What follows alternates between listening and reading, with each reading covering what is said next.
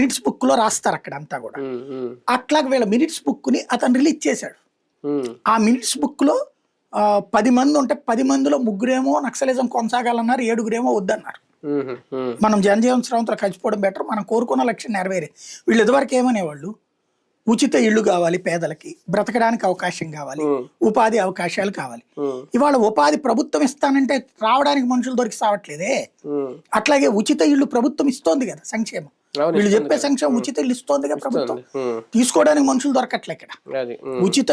ఉచిత భోజనం పెడుతోంది, బియ్యం ఇస్తోంది. ఇంకేం కావాలి అక్కడ? ఇవన్నీ దొరుకుతున్నప్పుడు వీళ్ళు ఎందుకు ఇంకా అవసరం?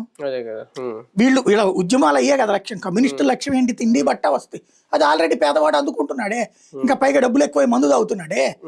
పోనీ ఆ మందుని ఏమైనా వీళ్ళు ఆపగలుగుతున్నారా? గంజాయిని ఏమైనా వీళ్ళు ఆపగలుగుతున్నారా? లేదే. పోనీ ధనవంతులు దోచుకుని వీళ్ళకి పెట్టడం. ఏ మైనోడిని దోచుకొచ్చి వీళ్ళకి డబ్బులు ఇచ్చారు చెప్పండి?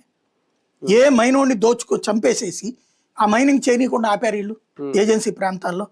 ఏ గంజాయి స్మగ్లర్లను చంపేసి ఆ గంజాయి స్మగ్లర్ల ఉక్కు కౌగిటి నుంచి వీళ్ళని కాపాడారు? లేదు.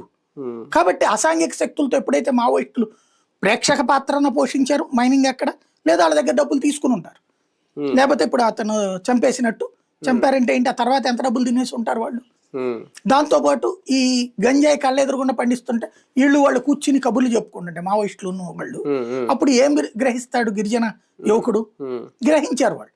దాంతో వీళ్ళు దూరం అయ్యారు.